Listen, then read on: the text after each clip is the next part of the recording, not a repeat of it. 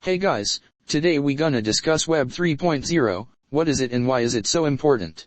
First of all, what is this Web 3.0? It's third generation of the web where decentralization is the main thing. When Web 1 comes in 1994, it was just a static page meaning no interaction with the web page. And 10 years later, when Web 2 comes along, people started using the web for shopping, net banking, social media etc. and we still using Web 2. So, now you may ask what Web 3.0 offers differently? Well, before going into detail, let's discuss some drawbacks of Web 2. So, first of all, centralization of data. The major companies nowadays track, monitor their users' data and sell the data to adversities leaving no privacy. Second thing is that data manipulation. The data can be leaked, hacked, and modified if not properly stored. Now, what is Web 3.0? Web 3.0 is highly decentralized, driven by machine learning and artificial intelligence, and leverages blockchain technology. The result is real-world human communication. Users retain control over their data and content, and they can sell or trade their data without losing ownership, risking privacy, or relying on intermediaries. In this business model, users can log into a website without having their internet identity tracked. Below are 5 main features that can help us define Web 3.0. Number 1 is the semantic web. The next evolution of the web involves the semantic web.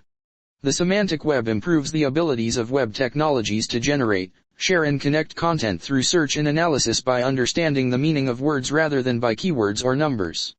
Number 2 is artificial intelligence. By combining semantic capabilities with natural language processing, computers can understand information on a human-like level to provide faster and more relevant results. In doing so, they become more intelligent and better satisfy the needs of users. Number 3 is 3D graphics. Three-dimensional design is used extensively in websites and services in Web 3.0. Museum guides, computer games, e-commerce, geospatial contexts. Number 4 is connectivity. With Web 3.0, information is more connected thanks to semantic metadata.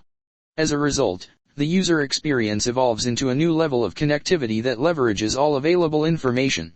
Number 5 is blockchain. With blockchain technology, user data is protected and encrypted. This prevents large companies from controlling and/or using users' personal data for their gain. There are also some limitations of Web 3.0 as of now, and that is, scalability. Transactions are slower on Web 3 because they're decentralized. Changes to state, like a payment, need to be processed by a miner and propagated throughout the network. Accessibility. The lack of integration in modern web browsers makes Web 3 less accessible to most users. Cost. Most successful apps put very small portions of their code on the blockchain as it's expensive. And that's all for now. Thank you for watching this video. If you like this video, give it a thumbs up, share it with your friends and don't forget to subscribe to the channel.